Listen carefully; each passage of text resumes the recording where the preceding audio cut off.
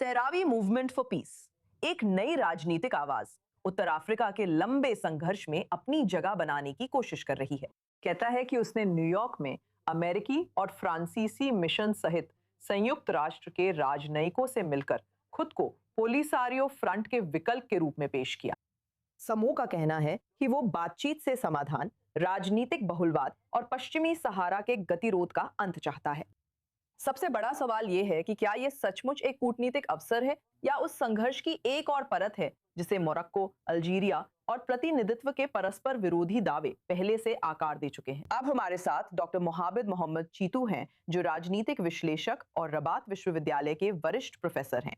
Doctor Chitu, आज i24 news English पर हमारे साथ जुड़ने के लिए धन्यवाद। लज्जो सहारावी मूवमेंट फॉर पीस खुद को मोरक्को और पोलिसारियो के बीच एक तीसरे रास्ते के रूप में पेश कर रहा है, लेकिन ये कैसे?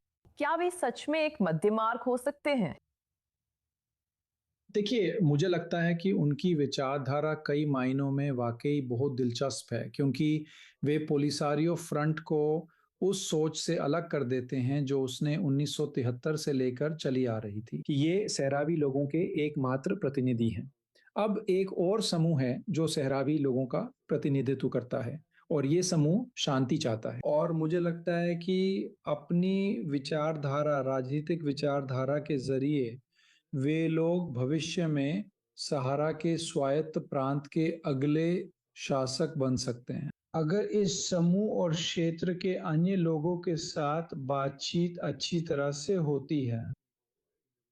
मुझे लगता है कि वे आज की इस समस्या, इस पहेली का एक बहुत ही महत्वपूर्ण हिस्सा हैं और सहारा की स्थिति के लिए एक नए समाधान का रास्ता दिखाते हैं। और वास्तव में 2007 में मोरक्को वासियों द्वारा प्रस्तुत स्वायत्तता योजना को लेकर आशान्वित हैं। संयुक्त राष्ट्र में अमेरिकी राजदूत माइक वॉल्स ने मुलाकात के बाद सोशल मीडिया पर लिखा कि उनसे मिलकर बहुत अच्छा लगा और सहरावी आवाजें शांति के लिए प्रतिबद्ध हैं और दुनिया को उन्हें सुनना चाहिए। ये संयुक्त राष्ट्र में अमेरिकी राजदूत की ओर से आया काफी मजबूत संदेश है। संयुक्त राष्ट्र जैसे अंतर्राष्ट्रीय निकाय पोलिसारियो फ्रंट के बजाय शांति के लिए सहरावी आंदोलन के साथ काम करने के लिए ज्यादा इच्छुक क्यों हो सकते हैं? खैर, उन्हें संयुक्त राष्ट्र में अमेरिकी प्रतिनिधि मंडल से जो समर्थन मिला है और फ्रांसीसी से भी, उन्होंने फ्रांसीसी राजदूत से भी मुलाकात की थी। इसका मतलब है कि पश्चिमी देश जो मोरक्को की स्वायत्तता योजना का समर्थन करते हैं, वे इस समूह में गतिरोध का एक बहुत अच्छा समाधान देखते हैं।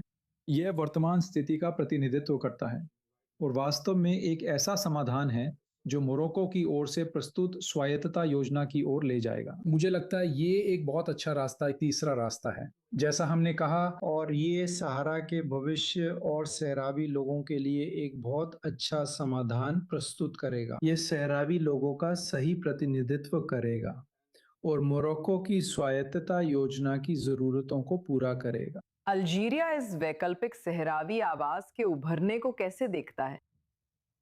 ठीक है, अल्जीरिया इसे अस्वीकार करेगा क्योंकि अल्जीरिया ने शुरू से ही 1975 में पोलिसारियो का निर्माण किया था और तब से आप जानते हैं उसने पोलिसारियो के हथियार, सब कुछ, उसकी कूटनीति को वित्त पोषित किया है। तो अगर कोई तीसरा रास्ता है तो इसका मतलब है कि ये अल्जीरिया के लिए एक असफलता है, जिसने 1975 से अब तक लगभग 70 अरब डॉलर खर्च कर दिए हैं और वे जाहिर तौर पर ऐसा कोई तीसरा रास्ता नहीं चाहेंगे जो मोरक्को और पश्चिमी देशों की शांति संबंधी आवश्यकताओं को पूरा करता हो और जिससे सहारा में स्वायत्तता योजना लागू हो सके। मुझे लगता है अल्जीरिया इसका समर्थन नहीं करेगा, लेकिन साफ है उनके पास ज्यादा विकल्प नहीं है असली स्थिति में, क्योंकि पश्चिमी देश मोरक्को स्वायत्तता और तीसरे रास्ते का समर्थन करते हैं। तो आप इस आंदोलन को कैसे देखती हैं जो समूह ने अभी अभी संयुक्त राज्य अमेरिका में इकट्ठा होकर शुरू किया है? वो वास्तव में जमीन पर असली बदलाव में कैसे तब्दील होगा और हम उस असली बदलाव को कितनी जल्दी देखने की उम्मीद कर सकते हैं? देखिए, बदलाव शायद उतना जल्दी नहीं होगा जितनी हमें उम्मीद है, आप जानते हैं, लेकिन मुझे लगता है कि पोलिसारियो, अल्जीरियाई और बाकी दुनिया को इस एमसीपी समूह द्वारा प्रस्तुत तीसरे रास्ते को स्वीकार करने में थोड़ा समय लगेगा। लेकिन मुझे लगता है कि ये भविष्य के लिए, स्वायत्तता योजना के लिए और सहारा में उस समाधान के लिए एक अच्छी शुरुआत है, जो अब 50 से अधिक वर्षों से गतिरोध में है।